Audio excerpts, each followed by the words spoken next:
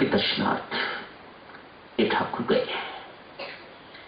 जाके प्रणाम किया, कहा बाबा अनेक वर्षों से बीमार हूं, मैं यहां का मुखिया हूं, लोग मुझे ठाकुर साहब कहते हैं, बहुत बड़ा जिम्मेदार है, मेरे पास बहुत बड़ी हवेली कोठी है, मेरे इतने बिखे जमीन है, मेरा काम धंधा इस प्रकार का है। इस सब होने के बावजूद भी मेरा रोग ऐसा रोग है जिसे असाध्य रोग कहा जाता है। क्यों? अभी तक हर प्रकार का उपचार करवाने के बावजूद भी मैं ठीक नहीं हुआ। बाबा ने पूछा, क्या बात है ठाकुर साहब, क्या रोग है आपको? कहता है, मुझे शौच के साथ मल त्याग करते हुए खून निकलता है। चलो कोई बात नहीं, लेकिन मल त्याग करते हुए खून निकलते हुए इतनी जलन होती है कि मैं उसे बर्दाश्त नहीं कर सकता। आप सोचें कितनी देर से मुझे ये रोग लगा हुआ है, उस वक्त तो मुझे लगता है कि मेरे प्राण निकल जाएंगे, ऐसी असहनीय मुझे पीड़ा होती है। बाबा ने ये बात सुनी, आंख बंद करी, थोड़ी देर के लिए शांत मन होके बाबा बैठे, आंख खोली, कहा ठाकुर साहब एक बात पूछूं, बुरा तो नहीं मानोगे? पूछिए महाराज, क्या बात है? कहा कभी किसी का ऐसा ही दिल तो नहीं दुखाया जो उसके दिल को जला रहा हो, और उसी पाप का भोग आज आपको भुगतना पड़ रहा है कि आपको ये असहनीय जलन सहनी पड़ रही है।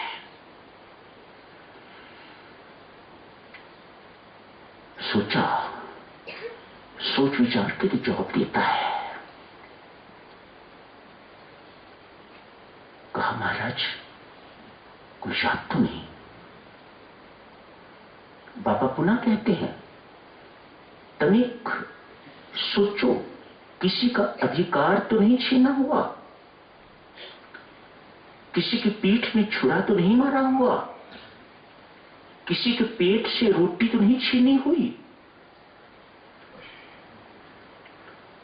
किसी का हिस्सा स्वयं तो नहीं संभाला हुआ।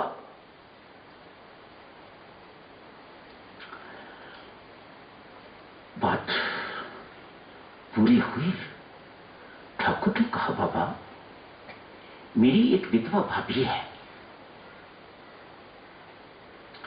देवी सूचनों ये क्रियात्मक रूप कर्मयोग का एक एक बात अपने जीवन में उतारने योग्य है।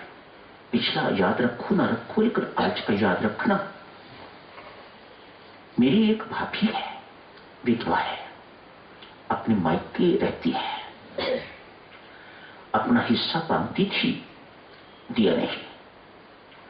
कहा, मन में सोचा, मायके में रहती है, सारे का सारा जो कुछ भी है ये अपने मायके में देखी, अपने भाइयों को देखी, इसके काम आता है कि नहीं आता, ये सोच के तो मैंने इसको इसका हिस्सा नहीं दिया।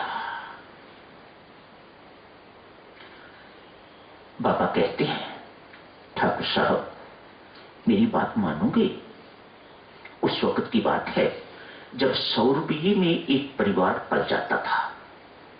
कहा, ठाकुर साहब आज से उसे हर महीने 100 रुपया भेजना शुरू करो।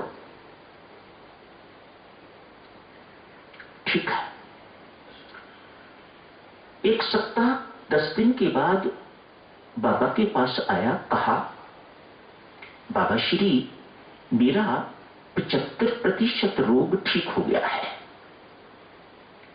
बाबा ने मन ही मन सोचा, ये 100% ठीक होना चाहिए था, ये 25% बाकी क्यों रह गया है? पूछा, ठाकुर कितने पैसे भेजते हो अपनी विधवा भाभी को? कहा, 25 रुपये भेजता। क्यों? मैंने तो 100 कहा था। ठाकुर कहते हैं, बाबा मैंने सोचा इतना खर्चा तो है नहीं, 100 रुपये का क्या करेगी? इसलिए 25 रुपये ही मैं भेजता रहा हूं। ठाकुर ने कहा, बाबा ने कहा, ठाकुर ये सोचना तेरा विषय नहीं है। वह 100 रुपये का क्या करती है, तू उसको अधिकार उसका लौटा। वह इसको गंदे नाले में फेंकती है, अपने मायके में किसी को देती है, भाई को किसी को देती है, कुछ करती है, जुआ खेलती है, शराब पीती है, ये तेरा सोचने का विषय नहीं है। तो उसे अपना अधिकार जो छीना हुआ है वह उसे अधिकार दे।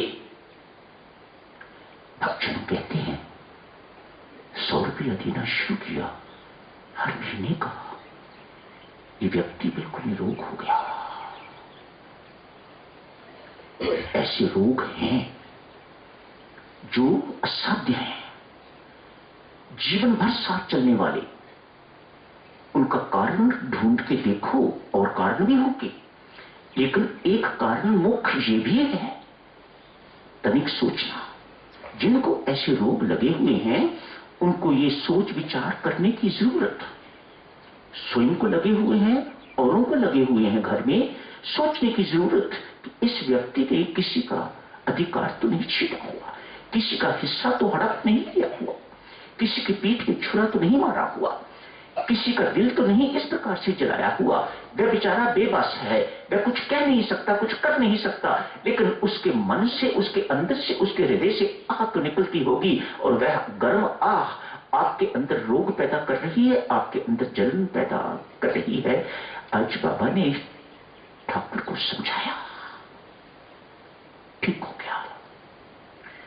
भक्तजनों, हर प्रकार के साधक यहां बैठे हैं, ब्राह्मण भी बैठे हैं, ठाकुर क्षत्रिय भी बैठे हैं, वैश्य भी बैठे हैं और शूद्र भी बैठे हुए हैं। धन्य है वे शूद्र जिनके कर्म ब्राह्मण जैसे हैं। ये पूजा पाठ ब्राह्मण जैसा कर्म है, मानो उनके ऊपर उठने की संभावना है, वह आगे बढ़ेंगे। निंदनीय तो वह ब्राह्मण है जिन्होंने ब्राह्मण होते हुए भी ब्राह्मणों जैसे कर्म छोड़ रखे हुए हैं।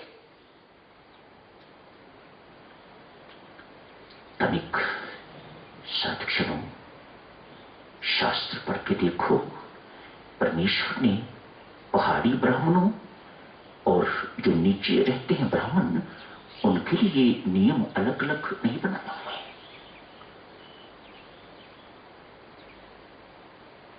एक ही नियम है।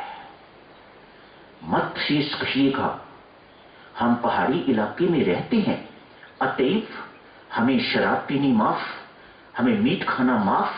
12 महीने मीट खाओ आप, 12 महीने आप शराब पियो। क्यों? आप पहाड़ में जो रहते हो।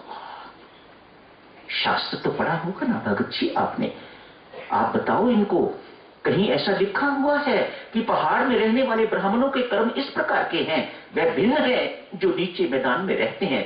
शास्त्र ने ऐसा बिल्कुल नहीं लिखा हुआ।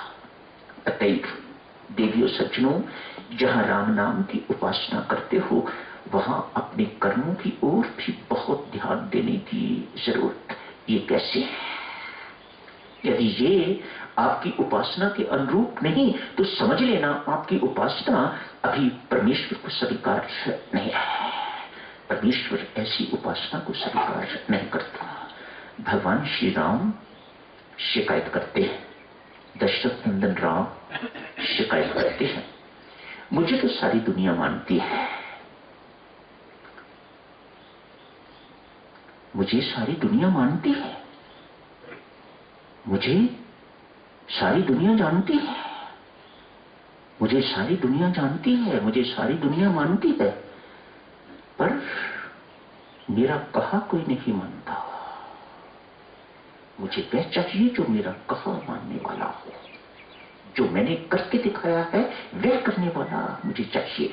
वह करने वाला मुझे ऐसा ही है जैसा मेरे अंग प्यारे हैं, मुझे वैसा ही वह प्यारा जो मेरे अनुसार कर्म करता है। मेरी कोई नहीं मानता। भगवान की शिकायत, मेरी कोई नहीं मानता। मुझे तो सारी दुनिया मानती है लेकिन मेरी कोई नहीं मानता। जो मैं कहता हूं करने के लिए, जो मैंने करके दिखाया है वह कोई करता नहीं, तो मैं ऐसी उपासना को क्या करूंगा? मैं ऐसे बंदों को क्या करूंगा, ये मेरे किसी काम के नहीं। मेरे काम के तो वह हैं जो मेरी मानते हैं, मेरे अनुसार चलते हैं। आप भी तो देखो ना माता, जो आपका आज्ञाकारी पुत्र होता है, जो आपकी सेवा करने वाला पुत्र होता है, बेशक अनपढ़ है, नालायक है, कुछ भी है, किसी काम का नहीं, कोई कोई नौकरी नहीं करता, कोई दुकानदारी नहीं करता, कमाऊ पुत्र नहीं है, लेकिन फिर भी आप प्यार तो उसी को करते हो। क्यों? वह आज्ञाकारी है, वह आपका सेवादार है, वह आपकी सेवा करता है।